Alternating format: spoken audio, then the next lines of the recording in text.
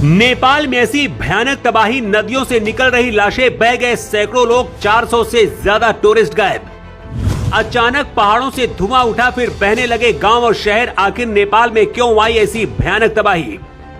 नेपाल से अब भारत की तरफ तेजी से बढ़ रहा खतरा, 400 से ज्यादा भारतीय गायब। यूपी से बिहार तक अलर्ट जारी। नेपाल इस वक्त मौत से लड़ रहा है। इतनी भयानक तबाही पहली बार नेपाल में आई है, जहां गांव के गांव और शहर के शहर बह रहे हैं और अब खतरा तेजी से भारत की तरफ बढ़ रहा है। 100 से ज्यादा भारतीय और 400 से ज्यादा खबर लिखे जाने तक पर्यटक गायब हैं और दर्जनों लोगों की मौत की खबर है। लेकिन नेपाल ही नहीं, अब भारत तक खतरा पहुंच रहा है और यूपी में योगी आदित्यनाथ और बिहार में सम्राट चौधरी ने अलर्ट जारी कर दिया है। भारतीय सेना भी उतर चुकी है और मोदी सरकार ने आदेश दे दिया है। लेकिन सबसे पहले आपको बताते हैं कि आखिर नेपाल का अचानक से ऐसा हाल क्यों हुआ और कैसे कुछ मिनट में ही नेपाल मलबे में बदल गया। ऐसी तबाही जिसे इससे पहले नेपाल ने शायद कभी नहीं देखा होगा।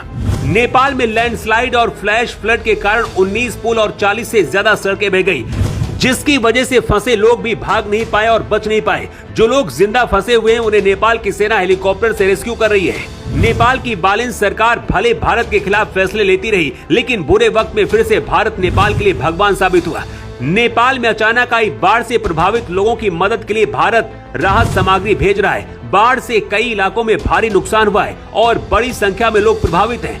भारत हर तरह की मदद कर रहा है, रेस्क्यू से लेकर खाने पीने तक का सामान भेज रहा है।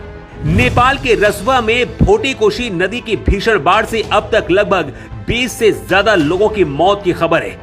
400 से ज्यादा पर्यटकों और यात्रियों का पता नहीं है कि आखिर वो कहां हैं और उन्हें खोजा जा रहा है। नेपाल में तबाही के बाद उत्तर प्रदेश के महाराजगंज और कुशीनगर में गंडक, नारायणी नदियों का जलस्तर बढ़ने लगा है, जिसकी वजह से सीएम योगी आदित्यनाथ ने प्रशासन को अलर्ट किया है। वहीं बिहार में भी कोसी और गंडक नदी के जलस्तर पर नजर रखी जा रही है। सीएम सम्राट चौधरी ने गृह मंत्री अमित शाह से बात की है, जबकि 6 जिलों में एनडीआरएफ की टीमें भेजी गई हैं और अलर्ट खड़ी हैं। भारत नेपाल सीमा पर एसएसबी ने भी रेस्क्यू और राहत टीमों को तैयार किया है। 15 से ज्यादा हेलीकॉप्टर रेस्क्यू कर रहे हैं और फंसे हुए लोगों को बचाने में लगे हैं।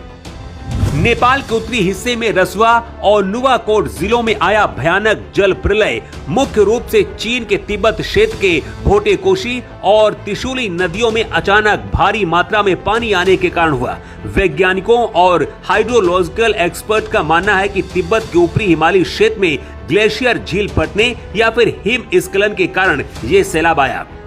नेपाल के स्थानीय इलाकों में भारी बारिश इस बार नहीं हुई, जिससे ये पता चलता है कि पानी तिब्बत की सीमा के ऊपरी हिस्सों से अचानक बहकर आया। शुरुआती जानकारी में पता चल रहा है कि हिम स्खलन की वजह से तिब्बत के